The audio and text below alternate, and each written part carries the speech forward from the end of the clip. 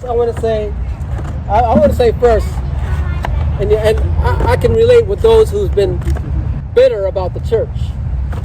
I can relate with those who's been hurt by pastors, by ministers, by hypocrites from the sheep. And I'm pretty sure maybe some of you have been emotionally damaged by so-called Christians.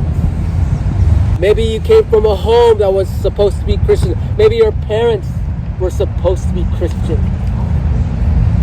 And they didn't suddenly act Christ-like in the ways they should have in the most important part of your life.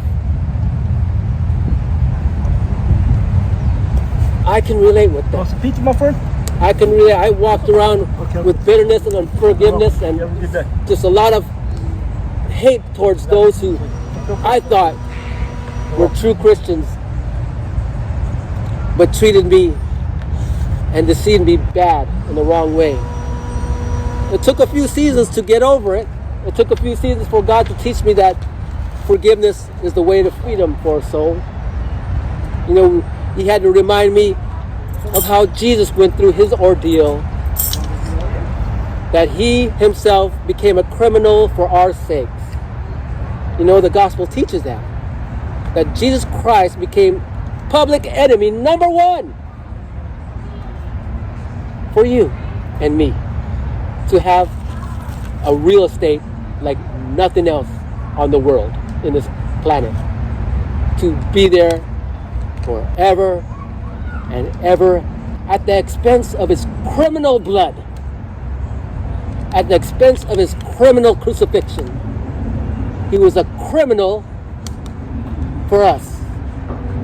And He didn't have to do that. He didn't have to do that. There's so much to be said about that. I'm sure you've sat through church and probably went through the motions. You probably saw so many hypocritical Christians that turned you off, and you probably decided to say, you know what, I'm enough of this. Hey man, I know another route that will keep me happy. And I understand that. You know, I was raised in Hollywood. I grew up in the center of Los Angeles, where Hollywood was like a hop, a skip, and a jump away from my neighborhood. I don't know if you've ever been to Hollywood. You maybe heard stories of what Hollywood is like, but much of Hollywood has not changed as far as wanting to have the bells and whistles of life,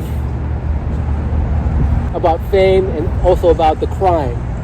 Not much has changed. If anything, it worsened. It's not a safe place to be a homeless, I'll tell you that much. It's not a safe place to be on the streets in Hollywood. You're much safer out here in Santa Monica, where security is pretty helping hold down the batches here, hold down the hatch here. But in Hollywood, I don't think you'll have a safe squat there.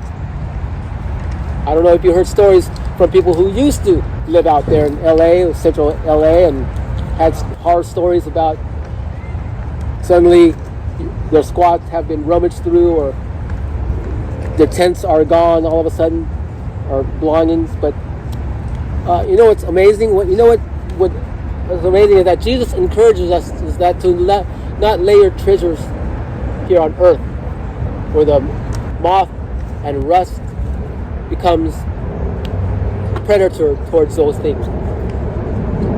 He says, lay your treasures up in heaven. And what he means is like, let me try to break it down. You know, as a guy that likes a lot of merchandise, I mean, my wife, she likes to collect Funko Pops. Okay, she likes to collect the latest one, the latest craze, right? She's basically a nerd that way. She has a collection of Funko Pops from themes like Star Wars and Disney. She likes the Funko Pops Princess, and even WWE. She has a collection of, she has a shrine of WWE, Star Wars. She likes the villains. and also with a Disney princess. And that's where her treasure is. She's a geek that way. She wants to find the latest trend, the latest figurine to put in her collection. But we all understand that her collection and whatever we cherish on earth, whatever brand of shoe or clothing, jewelry we like to wear, it's not going to matter when we're 6 feet under. Do you know what I mean? We can't fit all our goodies in a coffin. It's only room for one body, and it's ours. There's no stopping that day. Just to let you know, there's no stopping that day for us to meet death.